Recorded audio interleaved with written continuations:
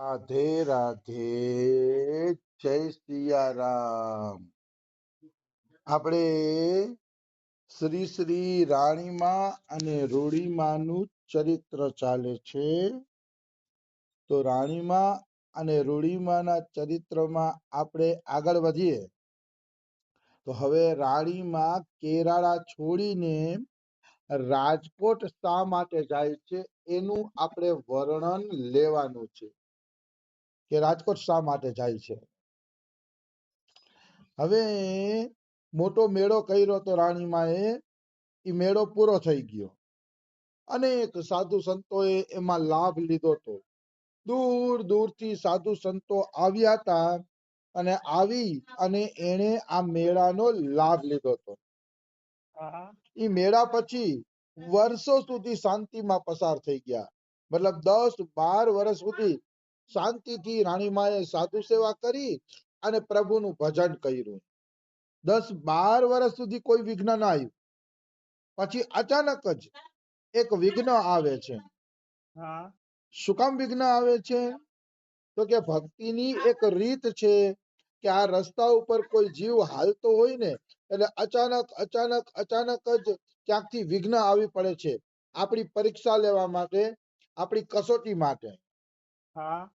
જીવ બિચારો સમજી શકતો નથી કે આ વિઘ્ન શા માટે આવ્યું, પણ ભગવાન કોઈ ને કોઈ કસોટીમાંથી પાર કરવા માટે આવા વિઘ્ન છે ને ભક્ત માટે મોકલી દેતા હોય છે.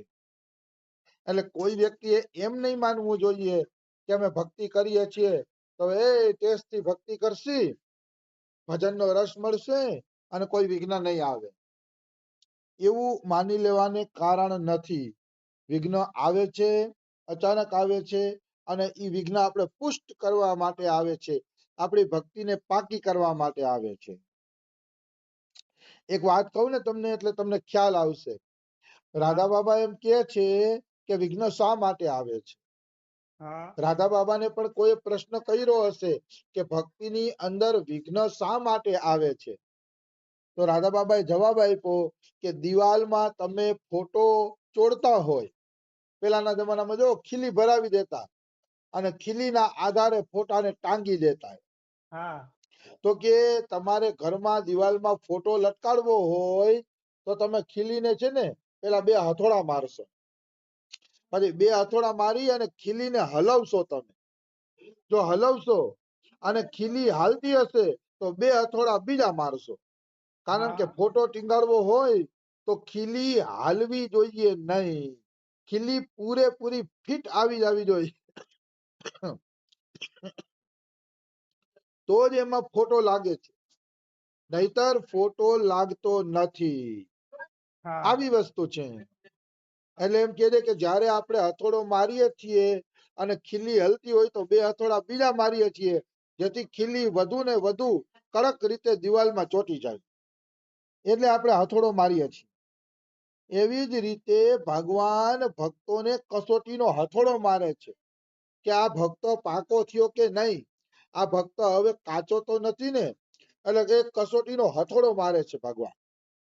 પછી ભગવાન વળી હલાવીને જોશે પાકો થયો કે નહીં. જો પાકો નહીં થયો હોય તો ખીલીની જેમ 2 હથોડા બીજા મારશે, 2 હથોડા બીજા પટ કરતા મારી દેશે.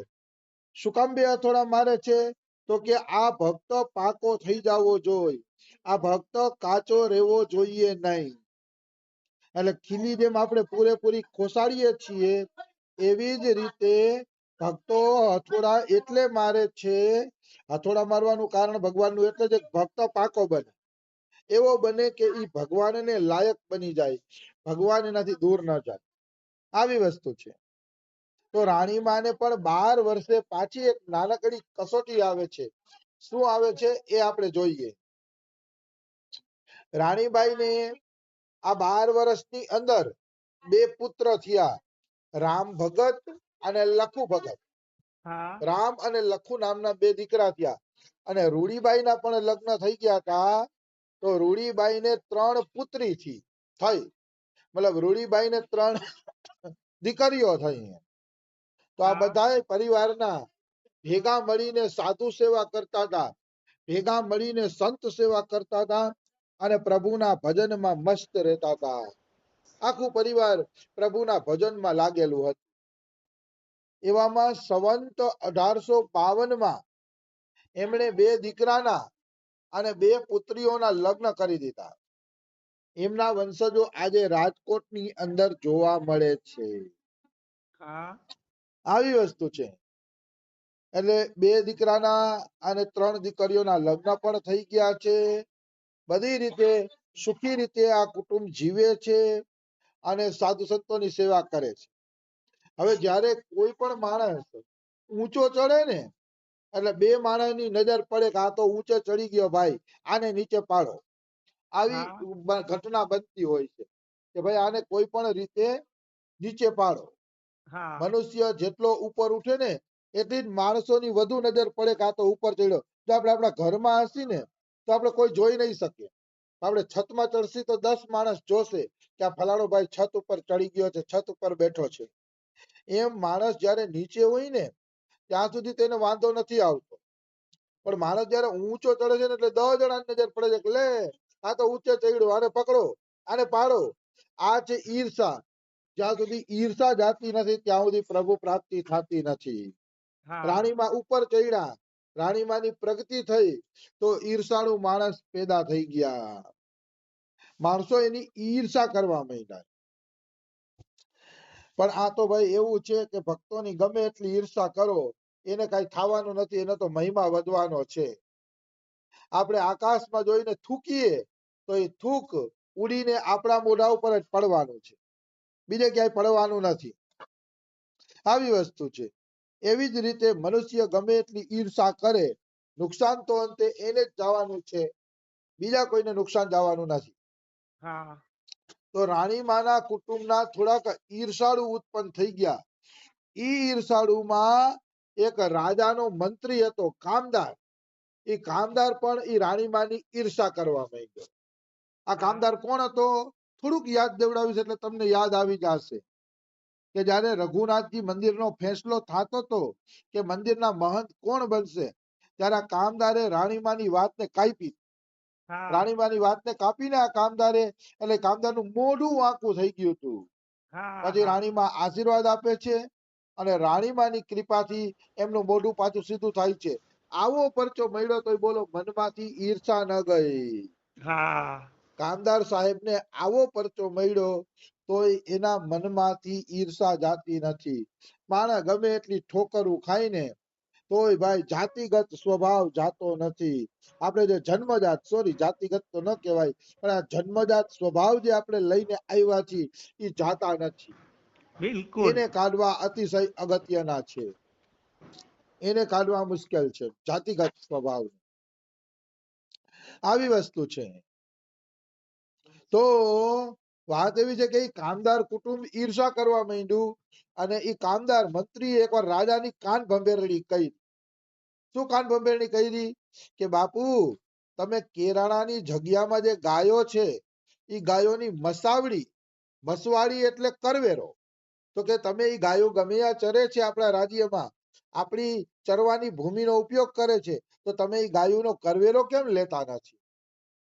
તમારે એનો કરવેરો લેવો જોઈએ. કે તમે એનો કરવેરો નથી લેતા એટલે મેસરિયા, રંગપર, રઘુનાથજીની ગાયો છે ને એ વારંવાર અરજી કરે છે કે રાણીમાની ગાયોનો કરવેરો નથી લેતા તો અમારી ગામની ગાયોને પણ કરવેરામાંથી મુક્ત કરો. તો કે બીજા ગામડાના માણસો છે ને એ આપણી પાછળ લાગી ગયા છે કે અમને પણ કરવેરામાંથી મુક્ત કરો. તો કે બાપુ આવું થોડું હાલે, એકને માફી અને એકને કરવેરો, આ તો હારું ન કહેવાય. રાજ્યની અંદર આમાં તો વિરોધ થશે. રાણીમાની ગાયોને કરવેરામાંથી માફી આપી દીધી અને બીજી ગાયો ચરે એનો આપણે કરવેરો લઈએ તો આ સારું ન કહેવાય. અને આપણે બીજું ટૂંકી આવક છે, આપણા રાજ્યની ટૂંકી આવક છે કે આ ટૂંકી આવકમાંથી આમને આમ ગાયોના કરવેરા માફ કરશી તો આપણું રાજ્ય કઈ રીતે હાલશે? મને તો નથી લાગતું કે આપણું રાજ્ય હરખી રીતે હાલે.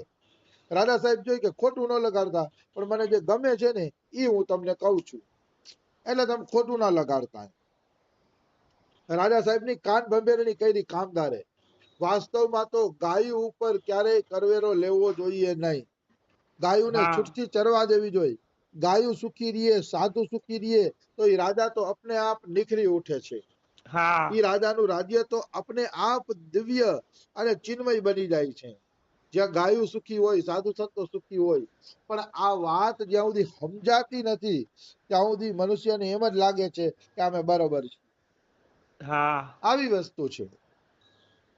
એટલે આ એ ચડાવ્યા કરવેરાનું તો રાજા શું કહે છે? તો રાજા એમ કહે છે ભાઈ કેરાણીની જગ્યાની તો મસવાડી મેં માફ કરી છે, હવે ફરીથી કેમ લેવાય? રાજા કે એવું ન બને હો, મારા હાથે જ મેં એની આ કરવેરો માફ કર્યો છે, હવે પાછો કરવેરો કેવી રીતે લેવો હોય? તો ઓલો કામદાર કે છે બાપુ ઈ તો હું જાણું છું, ઈ તો હું જાણું છું કે આપે કરવેરો માફ કર્યો છે કે, અને આપના વચન પ્રમાણે જ વર્તવું જોઈએ. પણ આ તો રાજની બાબત છે કે, એટલે એકને ગોળ અને એકને ખોળ આપીએ ને એ રાજનીતિની શોભા નથી. તમારી વિરુદ્ધ છે ને બળવો થશે. તમે રાણીબાઈને ગોળ આપો છો અને બીજાનો કરવેલો લઈને ખોળ આપો છો તો પ્રજા વિરોધ કરશે, એટલે આપણું રાજ્ય છે ને જોખમમાં મુકાઈ જશે. હું તો રાજનીતિની દ્રષ્ટિએ વાત કરું છું. ઓમ કામદાર ને રાણી મારે બદલો લેવો હતો, પણ આ માખણ ચોપડીને વાત કરે છે. આ છે હા ને દુષ્ટોના લક્ષણ છે. દુષ્ટ વ્યક્તિ હંમેશા માખણ ચોપડીને વાત કરશે, એટલે સાંભળવા વાળાને એમ જ થાય કે ઓહો આ તો મારા હિતની વાત કહે છે. પણ વાસ્તવમાં હિતની વાત હોતી નથી, હોય છે માખણ ચોપડવાની વાત. માખણ ચોપડવાની વાત હોય છે. આવી વસ્તુ છે. એટલે કહેવાનો ભાવ શું છે? કહેવાનો ભાવ છે કે દુષ્ટ લોકોથી સાવધાન રહેવું. એમાં આપણા મોઢા ઉપર મીઠું બોલતા હોય એનાથી વધુ સાવધાન રહેવાનું. કારણ કે સ્વાર્થ વગર કોઈ વ્યક્તિ કોઈ સામે મીઠું બોલતા નથી, એ વાત ખાસ યાદ રાખવી. હા, ભક્ત હોય તો અલગ વાત છે. ભક્તનું એક આખું અલગ ખાતું હોય છે, એને કોઈ એવો સ્વાર્થ હોતો નથી. એ પ્રશંસા કરશે તો દિલથી કરશે, તમારા સાચા ગુણોની પ્રશંસા કરશે. અને ભક્તોની પ્રશંસા કરવાથી અભિમાન પણ નહીં આવે અને ગાડી પણ પાટે રહેશે. હા પણ સંસારી માણસો મીઠું બોલે તો માની જ લેવાનું કે આજે આને કઈક સ્વાર્થ પડ્યો છે, આજે આને કોઈ કામ આવી ગયું છે એટલે જ આપણે યાદ કર્યા છે, નકર આ કોઈ દી યાદ ન કરે. હા આવી વસ્તુ છે. એટલે કામદેવ શું કામદાર માખણ ચોપડી રાજાને વાત કરે છે કે રાધાજી અમે તો ચિઠ્ઠીના ચાકર કહેવાય, વધુ શું કેવું? આ તો મારી ફરજ અદા કરી કે રાજાનું રાજ્ય સલામત રહે અને પ્રજા વિરોધ ન કરે કાલ સવારે, એટલા માટે હું આવી વાત કરું છું. બાકી મારે કે શું બોલવાની જરૂર છે? મારે વચ્ચે કઈ લાપસીમાં ટાપસી પૂરવાની શું જરૂર છે? આ તો રાજાનું હિત ઈચ્છતો હતો ને એટલે મેં કીધું એમ. તો રાજા કામદારની વાતમાં આવી ગયા. જેવી રીતે મંથરાની વાતમાં કઈ કઈ આવી ગઈ હતી, એવી રીતે કામદાર પણ આની વાતમાં કામદારની વાતમાં રાજા આવી ગયા. એટલે જ એક ચોપાઈ આવે છે રામાયણમાં, કોન કુસંગતિ પાય નસાઈ રહે ન નીચ મતે ચતુરાઈ. આ સંસારમાં કોઈ એવો નથી કે જે કુસંગ મળે અને નષ્ટ ન થઈ જાય. કુસંગ મળે એટલે જીવ અવશ્ય નષ્ટ થાય છે. કોણ કુસંગતિ પાય નસાઈ, એટલે કોણ એવો છે કે જે કુસંગતિના કારણે નષ્ટ ન થઈ ગયો હોય? કુસંગતિ મનુષ્યને નષ્ટ અવશ્ય કરે છે, એમાં કોઈ એટલે કોઈ શંકા નથી. એટલે કોણ કુસંગતિ પાય નસાઈ રહે ન નીચ મતે ચતુરાઈ. નીચ વ્યક્તિની સલાહ લેશો ને તો તમારી ચતુરાઈ ધૂળ ધાણી થઈ જશે. એટલે કોઈ નીચ વ્યક્તિની સલાહ ન લેવી જોઈએ. સલાહ હંમેશા શાસ્ત્રના જાણકાર હોય, પોતે પણ ભજન કરતા હોય, જેનામાં કરુણા હોય, બીજાના હિતની ભાવના હોય, એવા જ વ્યક્તિની સલાહ લેવી જોઈએ. નીચ વ્યક્તિની ક્યારેય સલાહ ન લેવી જોઈએ. એની સલાહ એક દિવસ તમને ખાડામાં નાખશે, કારણ કે એની સલાહમાં સ્વાર્થ ભરેલો હોય છે. આવી વસ્તુ છે. એટલે સલાહ હંમેશા હિતેચ્છુની લેવી જોઈએ. ખાસ કરીને જે ભજન કરતા હોય એની લેવી જોઈએ. કારણ કે ભક્ત હશે તો કાંઈક અંશે એના હૃદયની અંદર કોમળતા, નિર્મળતા હશે. સંસારીની અંદર તો કેવલ કપટ જ હોય છે. કપટ સિવાય કાંઈ નથી હોતું, આ હું દાવા સાથે કહું છું. આવી વસ્તુ છે. તો આ કામદાર છે ને એ આ રીતે કાન ભંભેરણી કરે છે. હવે રાજા આગળ શું કરશે ને એ આપણે કાલે લઈ લેશી. રાધે રાધે, જય સિયારામ.